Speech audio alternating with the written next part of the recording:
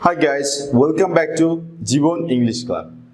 আজকের ভিডিওতে আমি আপনাদের সাথে শেয়ার করব আইএলটিএস লিসনিং এর কিছু গুরুত্বপূর্ণ টিপস এবং ট্রিক্স নিয়ে। সো আপনি যদি আইএলটিএস লিসনিং এ ভালো করতে চান তাহলে অবশ্যই ভিডিওটি মনোযোগ সহকারে দেখতে হবে।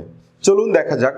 Number 1, saying test for academic and general training. That means IELTS general training এবং একাডেমিকের লিসনিং টেস্টের ক্ষেত্রে কোনো ধরনের পার্থক্য নেই। চলে আসছি নাম্বার 2-তে। আইএলটিএস লিসনিং টেস্টের ক্ষেত্রে 4টি পার্টস থাকবে, যেটা কিনা একাডেমিক এবং জেনারেল ট্রেনিং এর জন্য সেম, এবং এই 4টি পার্টে ভিন্ন ভিন্ন স্পিকার্স থাকবে।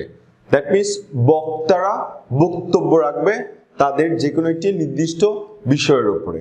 যেমন চলে আসি পার্ট 1-এ, সেখানে অবশ্যই 2টি স্পিকার্স থাকবে, তার মানে 2 জনের কনভারসেশন শুনে আপনাকে আনসার করতে হবে কোনটি রাইট হলো।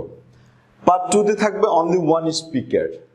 পার্ট 3-তে থাকবে 2-এর চেয়ে বেশি, তার মানে 3 বা 4 জন স্পিকার থাকবে পার্ট 3 এর জন্য। But in part 4 of IELTS listening test only 1 speaker. এবার চলে আসি নাম্বার 3-তে, কোশ্চেনস। কতগুলো কোশ্চেন থাকবে আইএলটিএস লিসনিং এর ক্ষেত্রে?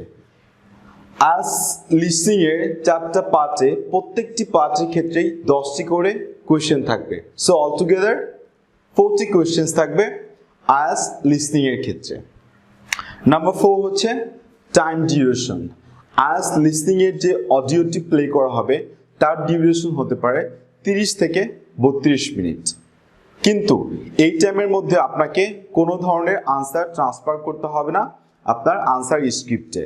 জাস্ট আপনাকে আনসারটা আপনার কোয়েশ্চেন পেপারে রাইট ডাউন করে রাখতে হবে।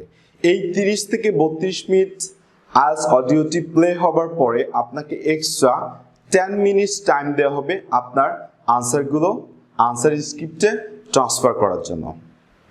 সো বুঝতেই পারছেন, এ হলো আইএলটিএস লিসনিং এর গুরুত্বপূর্ণ কিছু টিপস এবং ট্রিক্স, যা আপনাকে অবশ্যই হেল্প করবে আইএলটিএস লিসনিং এ ভালো করার জন্য।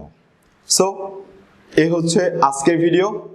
আপনি যদি আমার ভিডিও দেখে উপকৃত হন বা ভালো লাগে তাহলে অবশ্যই like, comment and share with others. But one thing, don't forget to subscribe to my YouTube channel. So thanks for today. Good bye.